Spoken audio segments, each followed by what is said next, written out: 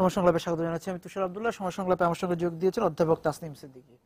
আমি যে বিষয়টা সরাসরি ঢুকে যেতে চাই, ঝুঁকি ঝুঁকি এই শব্দটাতেই থাকতে চাই আপাতত, এই জন্য যে এই ঝুঁকি তো মানুষের জীবনে ঝুঁকি, মানুষ নানা কারণে ঝুঁকি নেয়, কিন্তু আমরা আমরা দেখি যে পেশার কারণে, পেশার জন্য, রুটি রুজির জন্য যে ঝুঁকি, এই ঝুঁকির কারণে এসে দেখা যাচ্ছে যে আমরা দেখছি যে ভূমধ্যসাগর পাড়ি দিচ্ছে, বঙ্গোপসাগর পাড়ি দিচ্ছে। কোন পর্যায়ে যে পরিবারে, সমাজে এই ঝুঁকি নেওয়ার, সমাজ তাকে প্ররোচিত করে তাকে এই ঝুঁকি নেওয়ার জন্য। মানে ঝুঁকিটা তো বিভিন্ন ভাবে নি, কিছু মানুষই থাকে চ্যালেঞ্জ নেয়, আর কিছু মানুষ থাকে একদম সিস্টেমের ভেতরে চলে। সমাজ সব রকম মানুষ নিয়ে, তো সেরকম লাইভলিহুডের জায়গাটা যখন আসে, কেউ ঝুঁকি নিবে, কেউ নেবে না। এবং সেটাই আমরা দেখতে পাচ্ছি যে আমাদের মতন দেশগুলোতে এটা তো একটা গ্লোবাল স্ট্রাকচারের ভেতরে এটার বসবাস। সেই গ্লোবাল স্ট্রাকচারের ভেতরে অনেক কিছুই মুভমেন্ট খুব সহজ, শুধুমাত্র লেবারের মুভমেন্টটাই কিন্তু বাধা। তো যার ফলে যে এই লেবারের মুভমেন্টটা যে ঘটাতে চাবে, অর্থাৎ গ্লোবালাইজেশনটাকে যে ফাংশনাল করতে চাবে, তাকে কিন্তু রিস্ক নিতেই হবে, কারণ সিস্টেমটাকে ডিস্টর্ট করে রেখেছে গ্লোবাল পলিটিক্স, ইকোনমিক্স, সমস্ত কিছু। তো সেই জায়গাটায় ওই যারা চ্যালেঞ্জ নিতে অভ্যস্ত তারা ঝুঁকি নিচ্ছেন। এটা গেল একটা বৃহত্তর পরিসর। আর যদি এটাকে আমি ছোট্ট করে এনে আমাদের ইন্টারন্যাশনাল লেবার মাইগ্রেশনে নিয়ে আসি, তাহলে আপনি দেখবেন যে আমরা দীর্ঘদিন ধরে লেবার মাইগ্রেশনে কিন্তু পার্টিসিপেট করছি, তাই না? একেবারে 70 সাল থেকে পার্টিসিপেট করছি, করার ফলে প্রতি বছরই এটা প্রায় 10% করে বাড়ে।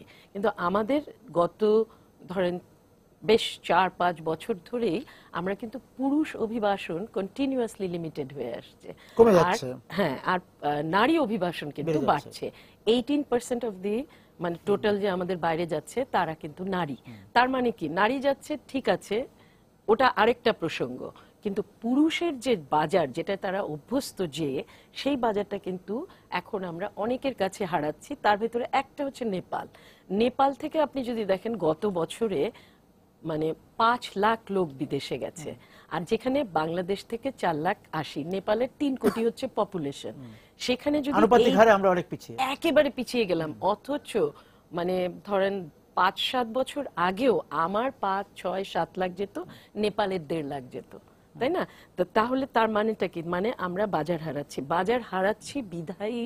কিন্তু কিছু কিছু লোক যারা যেতে চান এবং তাদেরকে ফ্যাসিলিটেট করবার যে চক্র রয়ে গেছে বাংলাদেশের ভেতরে, সেটা ফর্মাল ইনফর্মাল, দক্ষতার সমস্যা নাকি এই যে আপনি যেটা বললেন, তারাই এটাকে মানে ফ্যাসিলিটেট করে দিচ্ছে। তাহলে দক্ষতার সমস্যা না, মানে বাজারে এন্ট্রিরই সমস্যা, প্রক্রিয়াগত সমস্যা। এন্ট্রিটা যেহেতু করতে পারছে না, সেহেতু এরা কিন্তু অবৈধ পথে, মানে তার যাবার চাহিদাটা অনেক বেশি, যার ফলে তারা ঝুঁকি নিয়ে অবৈধ পথে যাচ্ছেন, ভাবছেন যে আমার কিছু হবে না, আরেকজনের হয়েছে কিন্তু আরেকজন তো ভালো আছে। এই একটা ডেমনস্ট্রেশন এফেক্ট থেকে তিনি কিন্তু বারবার চলে যাচ্ছেন। তো সে নিজেকে সবসময় ভাবে যে আমার হবে না, আমি নিরাপদে পৌঁছবো, আমি নিরাপদে পৌঁছাবো। কিন্তু এই যে ঝুঁকির বিষয়টা ছিলাম এই জন্য যে সে যে টাকা বিনিয়োগ করছে, ঝুঁকি নেওয়ার সাথে তো তারা বিনিয়োগের বিষয় আছে, কিন্তু স্থানীয়ভাবে তো ওই টাকাটা বিনিয়োগ করলে সে ভালো থাকতে পারে। বিনিয়োগের পরিবেশ আপনার দেশে নাই।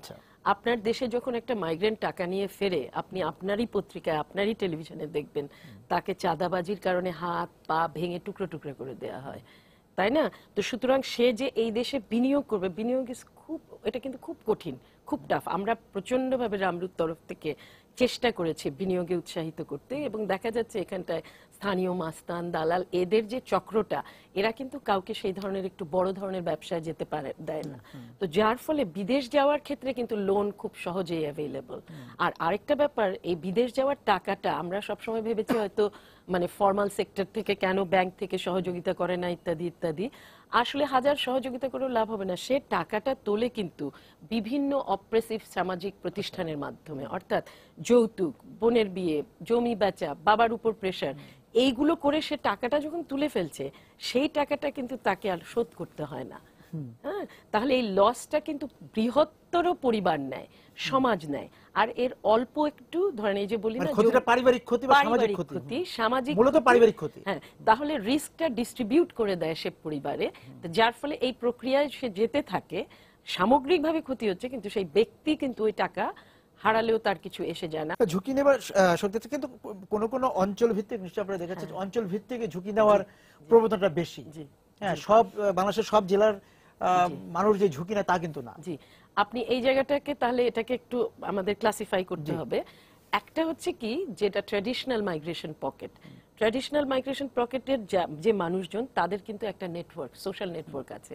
সেই সোশ্যাল নেটওয়ার্ক ধরে রাষ্ট্রীয়ভাবে না হলেও তারা কিন্তু ওই দেশে বৈধ একটা কাজের কাগজ নিয়ে যাচ্ছে, বাংলাদেশ থেকে হয়তো বৈধ না।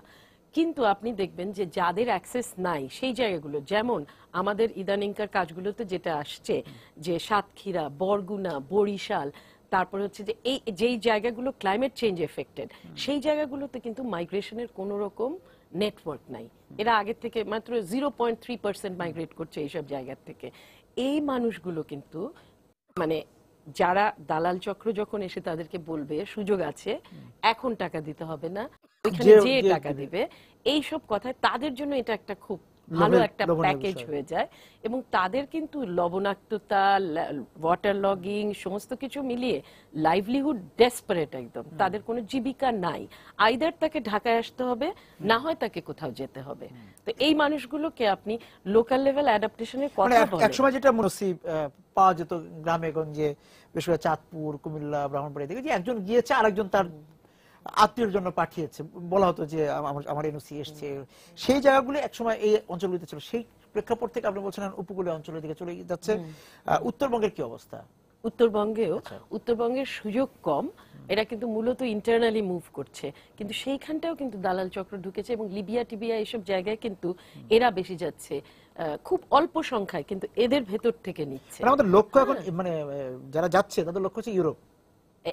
এরা যারা যাচ্ছেন, যারা লিবিয়া যাচ্ছেন, তাদের লক্ষ্য ইউরোপ, তাদের লক্ষ্য ইউরোপ। কিন্তু এই যে উত্তরবঙ্গ থেকে যারা যাচ্ছেন বা রাজশাহী বা এইসব এলাকা থেকে যারা যাচ্ছেন, এরা কিন্তু যাচ্ছেন আসলে কাতার বা এইসব জায়গা তাদের টার্গেট, কুয়েত, ইরাক, এইসব জায়গায় তারা চলে যাচ্ছেন। আর মালয়েশিয়ার কি অবস্থা এখন? মালয়েশিয়ার অবস্থা তো আপনারা নিজেরাই জানেন যে আমরা তো G2G'র ব্যাপারে তো সরকারকে অনেকদিন ধরে বলেছিলাম এবং আলটিমেটলি G2Gটা ফাংশন করলো না। কিন্তু তারপরে যেটা আমরা খুব খুশি হয়েছিলাম যে একটা নতুন চুক্তি হয়েছে বা হতে যাচ্ছে এবং প্রতি বছর 5 লাখ করে লোক যাবেন।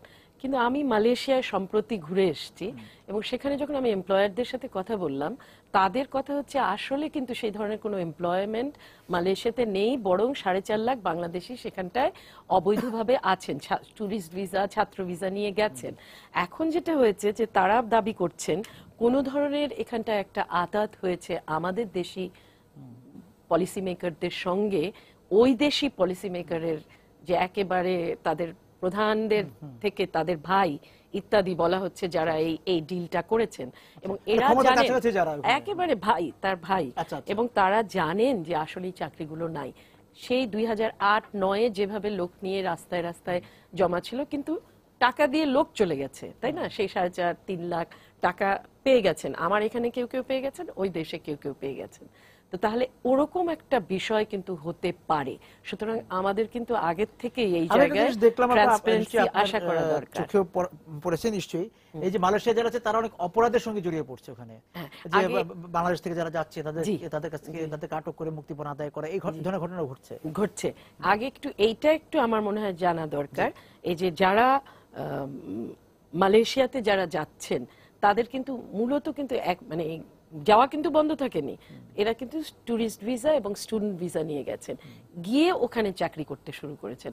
তাহলে যে স্টুডেন্ট সে হয়তো কিছু চাকরি জোগাড় করে ফেলেছে, কিন্তু তাদের ভেতরেই এক অংশ কিন্তু এক ধরনের কি বলবো রিক্রুটিং এজেন্টে পরিণত হয়েছে, এবং বিভিন্ন রকমের ওই যে মুক্তিপণ বলছেন বা যা কিছু বলছেন, আসলে কিন্তু এরা যুক্ত হয়ে গেছে, কারণ এরা একটু শিক্ষিত, তাদের চেয়ে বেটার, তারা ওইখানটায় ফিস দিচ্ছে। এরা করছে কি, সাধারণ যে যারা গেছেন তাদেরকে কিন্তু এক্সপ্লয়েট করছেন, এবং তারা ওই কোন রকম একটা দিব, তোমাকে ওয়ার্ক পারমিট দিব, চাকরি দিব বলে এদের হাত থেকে টাকা, তোমাকে লিগ্যাল করে দিব বলে এদের হাত থেকে টাকা নিচ্ছে, নিয়ে গ্যাম্বলিং থেকে শুরু করে সমস্ত কিছুতে এদের একটা অংশ, সবাই কিন্তু না, ঢুকে যাচ্ছেন এবং প্রত্যেকেই দালাল হয়ে গেছেন, প্রত্যেকেই রিক্রুটিং এজেন্ট, এবং তারা 4টা-5টা করে ভিসা নিয়ে 1-2জনকে পাঠিয়ে পরবর্তীদের কাছে একটা ডেমনস্ট্রেশন এফেক্ট দেখিয়ে মানে লক্ষ লক্ষ টাকা এই মাইগ্রেন্টদের কাছ থেকে নিচ্ছেন। এবং এরপরে এদের কিন্তু এই যে ক্রিমিনাল চক্রে কারা, আমার মনে হয় এগুলো জানার দরকার আছে। এগুলো কিন্তু সব মাইগ্রেন্ট না, বেশিরভাগ মাইগ্রেন্ট খুবই কঠিন অবস্থায় সেখানে দিনপাত করছে। তো এইটা দেখভাল কে করবে, এইটা এই যে দালালদের চক্রটা? এটা হচ্ছে কি, এই যে আপনি যখন এইসব মাইগ্রেশন অ্যালাউ করবেন, আপনার তো বৈধ পথে অভিবাসনের সুযোগটা ঠিক রাখতে হবে। আপনি না করে স্টুডেন্ট মাইগ্রেন্ট পাঠাচ্ছেন, ওইখানে যে আপনি তারা এইসব চক্রের মধ্যে পড়ে যাচ্ছে, এদের এক অংশ। তো এইগুলোর দেখভাল আমার সরকারকে এবং মালয়েশিয়ান সরকারকে করতে হবে। একই সাথে গ্লোবাল যে আমাদের ফোরামগুলো আছে, আমরা এই আলোচনাগুলো গ্লোবাল ফোরামে তো আনি না, তাই না? আমাদের এই যে সরকার যাচ্ছেন আমাদের সাধারণ পরিষদে, না ইয়েতে হচ্ছে টার্কিতে হচ্ছে টার্কিতে যেটা জিএফএমডি হতে যাচ্ছে, সেখানে যাচ্ছেন, কিন্তু এই বিষয়গুলো কিন্তু আলাপ হয় না। এই কস্ট, মাইগ্রেশনে কস্ট বেশি, বারবার এই কথা বলছি। এখন কস্ট দিয়ে তো দেখছি মানুষ যেতে রাজি, তাহলে কস্ট তো ইস্যু না, ইস্যু হচ্ছে কস্টের পরে গিয়ে ওখানে চাকরি পাচ্ছে না, ওখানে চাকরি নিশ্চয়তা, স্বচ্ছন্দে যাওয়া, মানে ওইটাই। তাহলে ওই জায়গাগুলোতে দৃষ্টি দেওয়া দরকার। না হলে আমরা মানে এমন ভাবে সেক্টরটাকে রেখেছি যে আমরা দিনে দিনে আরো কঠিন অবস্থায় বাংলাদেশ কিন্তু গিয়ে পৌঁছাবে। মানে যেটা হচ্ছে যে মানে মানুষ এই অভিবাসনের জন্য বা এই যে বিদেশ যাওয়ার জন্য, চাকরির জন্য তার বিনিয়োগের কোনো সমস্যা হচ্ছে আমি না, দেখছি না। আমরা বলছি যে হ্যাঁ খরচ অনেক বেশি, কিন্তু অনানুষ্ঠানিক ভাবে যারা যাচ্ছে, ইনফর্মাল ভাবে যারা যাচ্ছে, তারা কিন্তু এর চেয়ে বেশিই দিচ্ছে, জি তাই না? জি, এই যে বললাম যে যে যাচ্ছে, যিনি গেলেন 4.5 লাখ টাকা দিয়ে গেলেন, এরকম মানে মালয়েশিয়াতে কিন্তু 3-3.5 লাখ টাকার কমে কেউ এখন যাচ্ছে না। তো কস্টটা কিন্তু তখন সে বলছে না যে আমার কস্টে অসুবিধা, হ্যাঁ, পরে যখন সে দাগা খাচ্ছে, exploited হচ্ছে, তখন সে চিৎকার করছে। কিন্তু সে যাওয়ার জন্য টাকাটা অ্যাকুমুলেট করতে কিন্তু তার সমস্যা নাই। ওই যে বললাম, টাকা কিন্তু সে মানে অল্প জমি বেচবে, অল্প পরিবারের কাছ থেকে নেবে, এবং ভাই বিয়ে দিয়েও মানে সে কিন্তু যৌতুক গ্রহণ সেটা হচ্ছে আরেক ভাই বিদেশ আছে, তার কাছ থেকে নেবে, বিভিন্ন ভাবে নিয়ে এটাকে সে ম্যানেজ করছে, সামাজিক ভাবে জোগাড় করে। জায়গাটা হচ্ছে আমাদের মানে আইনের শাসন এবং করাপশনটাকে সরানোর, করাপশন না সরানো। যদি আমি ইমিগ্রেশন দিয়ে এগুলো ক্লিয়ার করতে না দিতাম, তাহলে এরা কি করে যেত? যারা যাচ্ছেন কাজ নিয়ে, তাদের অবস্থাটা কি এখন? মহিলা তো আপনি দেখছেন যে যখন মানে 18% এখন হলো আমাদের টোটাল মাইগ্রেন্টদের মহিলা, এবছরে আরো বেশি হতে যাচ্ছে। এটা আমার ধারণা 22-23% গিয়ে দাঁড়াবে টোটালের। এখন মহিলা মাইগ্রেশনটা কিন্তু এটা কাজের জন্য বিদেশে যাবার নারীর অধিকার রয়েছে, এবং সেই অধিকারটাকে নিশ্চিত করা সরকারের কাজ, না হলে কিন্তু ট্রাফিকিং বেড়ে যায়, তাই না? তো এই জিনিসটাকে সামনে রেখে সরকারের কাছ থেকে যে কাজগুলো আমরা চাই সেগুলো পাচ্ছে কিনা, সেগুলো হচ্ছে গুরুত্বপূর্ণ ব্যাপার। আমরা চাই না যে নারীর অভিবাসন বন্ধ হোক, কিন্তু নারীর আমরা যে জিনিসটা দেখছি, যেই ট্রেনিংটা দিয়ে আমরা পাঠাচ্ছি, সেই ট্রেনিংটা এনাফ হচ্ছে কিনা। 2 নাম্বার, যেই সব জায়গাগুলোতে আমরা পাঠাচ্ছি সেখানে শেল্টার হোম আমাদের আছে কিনা। 1-2টা এমবাসির সাথে শেল্টার হোম রয়েছে, কিন্তু এত বিচ্ছিন্ন সমস্ত জায়গায় নারী শ্রমিকরা চলে যাচ্ছেন যে সেখানে কিন্তু যেখানে আমাদের দূতাবাস আছে সেখানে তো আর সবাই কাজ করছে না। না, তো সেই ক্ষেত্রে মানে আমি বলবো যে নারী প্রেরণের জন্য যে প্রস্তুতি এবং যেই ধরনের প্রোটেকশন, যেটা শুধু শ্রীলঙ্কাকে যদি আমরা কপি করি, শ্রীলঙ্কা যেভাবে কাজটা করছে, মানে ওই ধরনের একটা সিস্টেম যদি এখানটা এস্টাবলিশ করতাম। শ্রীলঙ্কা কতগুলো, যেরকম ওই যে প্রত্যেকের সাথে যোগাযোগ রাখে পার্সোনালি এমবাসির তরফ থেকে, রাত 10টা-12টা যখন হোক কোনো নারী অভিবাসী শ্রমিকের কোনো বিপদ হলে তারা কিন্তু ওইখানে চলে যাচ্ছে। তারপরে হচ্ছে যে সোশ্যালি তারা গ্রুপ তৈরি করে দিয়েছে, যেটা হচ্ছে যে যারা প্রফেশনাল মানে শ্রীলঙ্কান এবং ভারতীয়রাও এটা করেছে, যে যারা প্রফেশনাল ওখানে আছেন তাদের ওয়াইফরা বিভিন্ন রকমের ওয়েলফেয়ার প্রোগ্রাম এলাকা ভিত্তিক রান করছেন, এবং কোনো একটা ঘটনা তাদের কাছে চলে যাচ্ছে। এই নারীকে আর এমবাসিতে ফোন করতে হচ্ছে না, এদের কাছে ফোন করতে হচ্ছে। এই ধরনের যে ব্যবস্থাগুলো, এগুলোকে এস্টাবলিশ করতে হতো সরকারের। শুধুমাত্র জাস্ট ডিমান্ড আসলো, লোক পাঠালাম, এই জায়গাটায় রাখলে নারী অভিবাসনটা কিন্তু একটা পর্যায়ে গিয়ে ব্যাকফায়ার করবে। এই 18% কে তো মানে আরো বাড়বে, হ্যাঁ, এই 17-18 ভাগের যে হারটা আমরা দেখছি তা আরো বাড়বে, যেটা 1% ছিল আগে মাত্র। সেই জায়গাটায় নিয়ে কি কাজ করার বিষয় আছে, এবং বাজার কোন দিকে ভালো, মানে বাজার আপনার প্রচুর নারী অভিবাসনের বাজার, আপনি বরং আপনি পাঠাতে পারছেন না। নার্স একটা বড় বাজার, এমনিতে যারা যেই বাজারটা আপনার, যেটা যে গৃহকর্মীর বাজার, সৌদি আরব তো প্রতি মাসে যেটা বলা হয়েছে 10,000 নিতে পারতো, কিন্তু আপনার এখানে কিন্তু কেউ যেতে আগ্রহী না, কারণ সরকার সেই প্রোটেকশন গুলো দিতে পারছে না। এনশিওর করতে পারেনি। দেয়নি। আর অন্যদিকে যে অন্য যে বাজারগুলো, নার্সিং এর বাজার, তারপরে ধরেন আপনার ইভেন যে চশমা, আমি দেখেছি যে চশমার পাওয়ার দেখা, এটা মাত্র 6 মাসের একটা ট্রেনিং প্রয়োজন এই ম্যাট্রিক পাস যারা রয়েছেন। এছাড়াও কেয়ার গিভার, যেটা নার্স ছেড়ে যে এল্ডারলি পিপলের সেবা, এইসব সমস্ত জায়গায় বিশাল চাহিদা। কিন্তু আমরা স্কিলস যে আমাদের ব্যাকওয়ার্ড যে লিঙ্কেজ করা, ওটা কিন্তু এখনো পারি নাই। ন্যাশনাল স্কিলস পলিসি একটা হয়েছে যেটার ভিতরে মাইগ্রেশনকে টানা হয়েছে, কিন্তু আপনি দুঃখের বিষয় হচ্ছে যে আপনার আজকে 7th 5-year প্ল্যানের ড্রাফট তৈরি হয়েছে, সেই ড্রাফটের ভিতরে একটা ব্যাকগ্রাউন্ড পেপার হিসেবে মাইগ্রেশনকে নেওয়া হয়েছে 30টা পেপারের ভিতরে, কিন্তু মাইগ্রেশন কিভাবে রিফ্লেক্টেড ইন ন্যাশনাল আমাদের যে প্রতিটা ক্ষেত্রে যে সেইটা কিন্তু নাই। কখনো কখনো মাইগ্রেশনকে টুল হিসেবে ব্যবহার করতে চাচ্ছে আমার 7th 5-year প্ল্যান, কিন্তু এটা চেষ্টা করছে না যে ওর প্রোটেকশন গুলো আমি কিভাবে এনশিওর করব, কোন জায়গায় আমি যেতে দিব, কোন জায়গায় আমি যেতে দিব না, ওর রেমিটেন্সটাকে প্রপারলি ব্যবহার করার জন্য ওকে কি সুযোগ সুবিধা দিব। অর্থাৎ মাইগ্রেন্টের পার্সপেক্টিভ থেকে দেখা হচ্ছে না। তাকে সহযোগিতা করা হচ্ছে না এবং ইন্টিগ্রেট করা হচ্ছে না অন্যান্য, যেমন এডুকেশনের সাথে, ইনক্লুসিভ ফাইন্যান্সিয়াল পলিসির সঙ্গে, এগ্রিকালচারের সঙ্গে, প্রত্যেকটা সেক্টরের সাথে যদি আমরা মাইগ্রেশনকে জুড়তাম, তাহলে কিন্তু নারীর অভিবাসন বলেন, পুরুষের অভিবাসন বলেন, সব জায়গায় একটা দক্ষ জনবল তৈরি হতো। আমরা সেটা কিন্তু করি এই যে না। দক্ষ জনবল তৈরির জন্য যে আমাদের বিভিন্ন রকম ট্রেনিং সেন্টার অনেক কিছু করা হয়েছে, সেগুলোর কি অবস্থা? সেটা তো আপনি জানেন যে মূলত কিন্তু এসব ট্রেনিং সেন্টার গুলো যেগুলো সরকার রান করছেন, এগুলোর প্রায় অর্ধেক বেসরকারি উদ্যোগও তো শিক্ষক, আছে কিছু। যারা সরকার রান করছে সেগুলোর প্রায় হাফের বেশিতেই শিক্ষক নাই। আচ্ছা। মানে কিরকম, আপনার যদি 100 জন লোক নিয়োগ দেওয়া লাগে, সেখানে আপনি 48% লোক নিযুক্ত আছেন। যারা হলো গিয়ে অ্যাডমিনিস্ট্রেটর ছিল, যারা হলো গিয়ে ডেমনস্ট্রেটর ছিল, তারা এখন ওটা হেড করছেন, যার ফলে ওগুলোর ভিতরে কোনো ভিশন নাই। তারপরে হচ্ছে যে একটা ট্রেনিং দিতে গেলে যেসব র মেটেরিয়াল দরকার, সেগুলোর দরকার, জন্য সেটা যে প্রতি সময়ে যে একটা ফান্ড দরকার, সেইগুলো নাই। আপনার ধরেন যার আধুনিক ব্যবস্থাটা নাই। যন্ত্রপাতি হয়তো আছে, কিন্তু যন্ত্রপাতিগুলো চালানোর চালাবে জন্য কে? যে সিস্টেম গুলো দরকার, কাঁচামাল দরকার। আমি সহজ কথা বলি, ওয়াশিং মেশিনে কাপড় ধোয়া শেখাবেন আপনি, তাহলে তো আপনাকে প্রয়োজন হচ্ছে যে সাবান আর হলো ইলেকট্রিসিটি। তা আপনি তো এমনি দেখাই দিলে হবে না, এটা অন এটা অফ, এটা দেখালে তো হবে না, মানে সাবান ভরে কাপড় দিয়ে এটা করতে হবে। সেই জায়গাগুলো হচ্ছে না, হওয়া সম্ভব হচ্ছে না। এখন প্রাইভেট সেক্টরে আসি, প্রাইভেট সেক্টরে আপনি দেখবেন যে যারা এইসব কিছু রিক্রুটিং এজেন্সি এসব ট্রেনিং দিচ্ছে, কিন্তু সেই ট্রেনিং গুলো দেওয়ার পরে এদেরকেই কি তারা কাজে পাঠাচ্ছে? নো, এখানে একটা গ্যাপ। তারা তারা কিন্তু তাদেরকে কাজে পাঠাচ্ছে না, অনেক ক্ষেত্রেই কাজে পাঠাচ্ছে তাদেরকে যারা ওই টাকাটা দিতে পারছে। যেই ট্রেনিং নিচ্ছে সে হয়তো অনেক সময় টাকাটা দিতে পারে না। আচ্ছা। হ্যাঁ, আমাদের এইটা ব্যর্থতা। আমরা দেখেছি যে আমরা ট্রেন করেছি অনেক, কিন্তু এদেরকে পাঠাতে পারছি না, ওরা আবার সেই ওই ফ্রি ভিসাতে বিদেশে যাচ্ছে। আচ্ছা। ও তাদের যেটা দক্ষ সেটা যাচ্ছে না। আর ট্রেনিং এর মানের কথা তো মানে বললামই, এবং দোরগোড়ায় নিয়ে যাওয়ার যে ব্যাপারটা, আমি আবার সেই- শ্রমিকেরা বা যারা অভিবাসী হতে চাইছেন, তো সেই জায়গাতে আমরা জানছি, জানার পরে আমাদের উদ্যোগ কি? তাদেরকে আটকানোর আমাদের জন্য? এখন ধরেন একটা তো যে অ্যাওয়ারনেস ক্যাম্পেইনের কথা আমরা বলেছি, এটা দিয়ে কোনো কাজ হবে না। আচ্ছা। সরকার কিন্তু অবৈধ পথে যাবেন না, এটা মাইকিং করছেন, অনেক কিছু করছেন। আমি নিজে ফিল্ডে দেখে এসেছি, টাঙ্গাইলের রাস্তায় রাস্তায় এই মাইকিং হচ্ছে। এই মাইকিংটার মানুষ আত্মস্থ করছে না। তো সেক্ষেত্রে ওই যে আইনের জায়গাগুলোতে কাজ করতে হবে। 1 নাম্বার, এইটা এখন যাচ্ছে ট্যুরিস্ট ভিসা নিয়ে সুদান দিয়ে লিবিয়া যাচ্ছে, তাহলে সুদানে তো আমার তো ট্যুরিজম নাই, তাই না? সুদান তো একটা গৃহযুদ্ধের জায়গা। তাহলে এই যে যুদ্ধ মানুষগুলো তো আর কেউ ওইখানটায়- শখ করে দেখতে যাওয়ার কথা হ্যাঁ, না।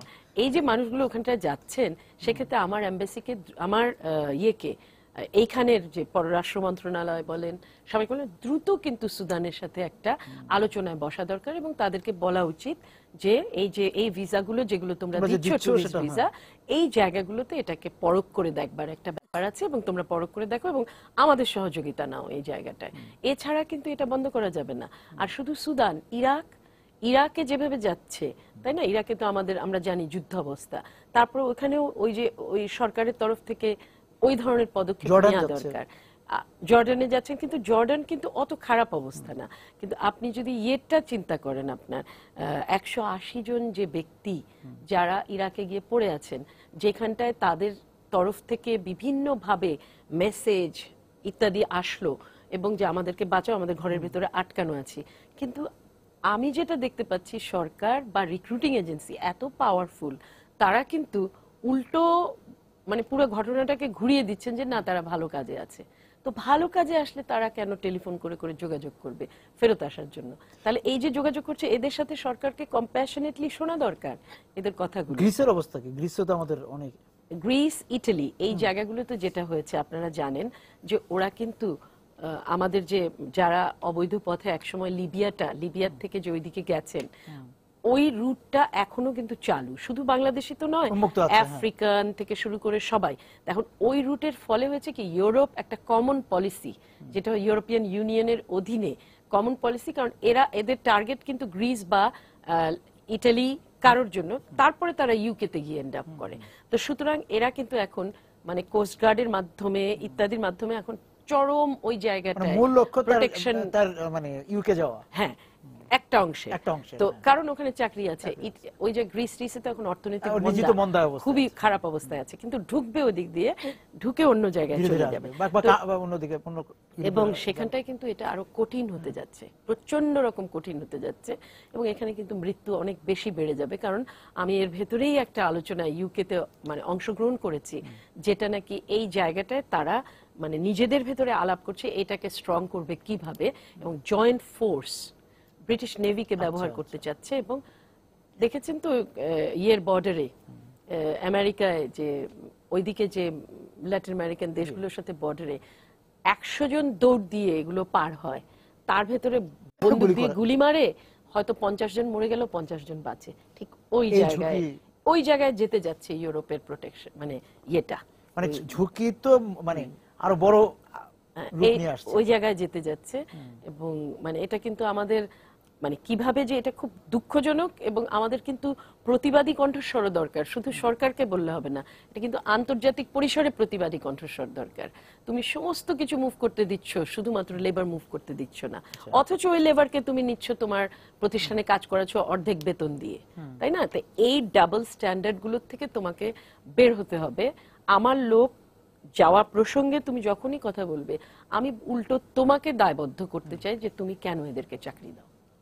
এই জায়গাগুলোতে আমার মনে হয় একটা সরকার, সিভিল সমাজ সবারই একটা প্রতিবাদী গ্লোবালি, আপনি যেটা বলছিলেন যে শুরুর দিকে যে আন্তর্জাতিক যে মাধ্যম আছে, আন্তর্জাতিক যে মঞ্চ, সেইখানে কথা বলাটা খুব প্রয়োজন হয়ে পড়েছে। এবং সেই জায়গায় সিভিল সোসাইটি কিন্তু কথাটা বলতে পারে। এখন সরকার যেসব প্রতিষ্ঠান নিয়ে যান এইসব জায়গায়, যাদেরকে নিয়ে যান তারা কিন্তু এই কথাগুলি বলবার শক্তি রাখে না। তাকে অনেক বেশি শক্তিশালী যে মানুষগুলো রয়েছে আমাদের সমাজে, তাদেরকে নিয়ে তাদের যাওয়া উচিত, কারণ সরকারের কাজ কিন্তু সিভিল সমাজ করে দেবে। এই জায়গায় কিন্তু মানে একই স্বার্থ, অনেক জায়গায় প্রতিবাদী। আমাদের যে এই ক্যাম্পেইনের দিক থেকে কি ভারত এগিয়ে আছে? না না, ভারত নয়, শ্রীলঙ্কা, ফিলিপিন্স, নেপাল, ইভেন নেপাল এখন এগিয়ে যাচ্ছে। নেপাল যেভাবে এসডিসির ফান্ডিং নিয়ে যেভাবে পুরোটা সেক্টর গুছাচ্ছে, না হলে কি করে 500,000 গেল, এবং স্কিলস এর সাথে লিংক করে রিক্রুটমেন্ট ওই দেশে ওরা লিংক করে ফেলেছে। নেপাল পারছে, আমরা পারছি না। নেপাল চেষ্টা করছে, সেই জন্য পারছে, আমরা পারছি না তো চেষ্টা আমরা চেষ্টা করছি না। তবে এখন যেহেতু প্রাইভেট সেক্টরের ব্যক্তি এই মন্ত্রণালয়টা হেড করতে এসছেন, আমরা অপেক্ষা করছি হয়তো বা প্রাইভেট সেক্টরের যে দৃষ্টিটা, সেটা হয়তো আমরা এই মন্ত্রণালয়ে পেতে পারি, সেটা আমরা আশা করছি। দেখা যাক যে ওই ধরনের একটা ভিশন আমরা এখন পাই কিনা। না, সেই জায়গা থেকে তাহলে দেখা যাচ্ছে যে একটা দীর্ঘ সময় যাবতই আমাদের কিন্তু এই জনশক্তি বাজারে একটা মানে একটা অস্বস্তিকর অবস্থানে, একটা মন্দা অবস্থা যদি বলি আমরা, আমরা খুব একটা খারাপ অবস্থানে রয়েছি। আমরা হারাচ্ছি যেটা আমাদের বাজার ছিল, আমরা সেটাকে ক্রমান্বয়ে হাতছাড়া হয়ে অন্যদেরকে সুযোগ দিচ্ছি। কারণ কন্টিনিউয়াসলি নিজেকে ডেভেলপ করতে হবে। ফিলিপিন্সের কাছ থেকে আমরা পেয়েছিলাম, তাই না? তো ফিলিপিন্স কি করেছে? ফিলিপিন্স আরো স্কিলস গুলো বাড়িয়ে বাড়িয়ে এখন ইউরোপ আমেরিকা ডোমেস্টিক ওয়ার্ক কি করছে, কিন্তু ওরা ইউরোপ আমেরিকায় চলে গেছে। হ্যাঁ, তারপরে হচ্ছে যে কেয়ার গিভার। আমাদেরও তো ইউরোপ আমেরিকা একটা বড় বাজার আছে, আমরা যদি আছে, কিন্তু আমাকে তো স্কিল তৈরি করতে হবে। আমরা তো ব্যাকওয়ার্ড লিংকেজ গুলো করছি না, আমরা অ্যাক্রিডিটেশনের ঝামেলায় পড়ে যাচ্ছি। এমন কি আমি বললাম না যে আমরা 4,000 ঢাকা প্রতি বছরে 4,000 নার্স, নতুন নার্সের নিড হচ্ছে বাংলাদেশে। আর সেখানে স্থানীয় বাজারে সে বিএসসি নার্স, আমরা সেখানে বিএসসি নার্স তৈরি করছি 250 প্রতি বছর। পাঠাবো কোথায়? পাঠাবো কোথায়? আমার দেশের নিডই তো মেটানোর উপায় নেই। তারপরে আবার ব্রেন ওয়েস্ট হচ্ছে। অনেকেই কিন্তু পাশ করে নার্সিং করেন না, করেন। কারণ নার্সিং প্রফেশনটাকে আমরা সেইভাবে সামাজিকভাবে মানে খুব একটা ফ্ল্যাশি প্রফেশনে পরিণত করতে পারিনি। এখন কিন্তু পারা উচিত। আজকে যদি প্রাইভেট বিশ্ববিদ্যালয়গুলোতে আমরা যদি বিবিএ এমবিএ খুলতে পারি, আগে তো আজ থেকে 50 বছর আগে বিবিএ এমবিএ ম্যানেজার অমুক এইভাবে দেখা হয়েছে, কিন্তু এখন তো এগুলোর পুরো কালার চেঞ্জ হয়ে গেছে, তাই না? এখন বরং মোড়কীকরণ করতে হবে। মোড়কীকরণ করা দরকার, যে কেয়ার গিভার, নার্স, এই জায়গাগুলোকে। এই যেটা যেটা ট্যুরিজমের ক্ষেত্রে হ্যাঁ। হাউসকিপিং সহ আরো বিভিন্ন বিষয় ছিল, হয়েছে। ওটাকে আমরা কালার করেছিলাম। করার কথা। আর আরেকটা হচ্ছে আমাদের বিশাল চাহিদার আরেকটা জায়গা হচ্ছে হসপিটালিটি সেক্টর। বাইরে কিন্তু সার্ভিস সেক্টরই সবচেয়ে বেশি বিকশিত হচ্ছে। দেখবেন টিভি চ্যানেল খোলেন, যা খোলেন, দেখবেন খালি কিন্তু রান্নার প্রোগ্রাম। রান্নার প্রোগ্রামটা কি, আগে আমরা ভাবতাম রান্নার প্রোগ্রাম মানে টিভিটা বন্ধ করে দাও, তাই না? আজ থেকে 20 বছর আগে। আর এখন কি হয়েছে, রান্না মানে মানুষ যত ইন্ডিভিজুয়ালিস্টিক হচ্ছে তত বেশি কিন্তু তার এই সব জায়গায় লোক প্রয়োজন। বাইরে বেশি খাচ্ছে, নিজে ইয়ে করে খাচ্ছে, তাহলে সেই জায়গাটা মায়ের কাছ থেকে তো রান্না শেখার সুযোগ নেই, টেলিভিশন থেকে শিখতে হচ্ছে। তো আপনার কিন্তু ওই জন্যই ওই হসপিটালিটি সেক্টরে যদি আপনি হিউম্যান রিসোর্স ট্রেন করতেন, কুক, তারপরে হচ্ছে যে মানে যারা বেয়ারার, তারপরে হচ্ছে মানে সার্ভিস প্রোভাইডার, ইভেন গান, নাচ, প্রতিটা কিছু কিন্তু এই হসপিটালিটির অধীনে সম্ভব। আপনাকে অনেক ধন্যবাদ আজকে আমাদের সঙ্গে যোগ দেওয়ার জন্য। দর্শক যারা ছিলেন সময় সংলাপে এতক্ষণ আমাদের সঙ্গে এই অভিবাসী বিষয়ক আলোচনায়, আপনাদেরকে ধন্যবাদ জানিয়ে শেষ করছি আজকে সময় সংলাপ। দেখা হবে আগামী দিন। সবাই সুন্দর থাকুন।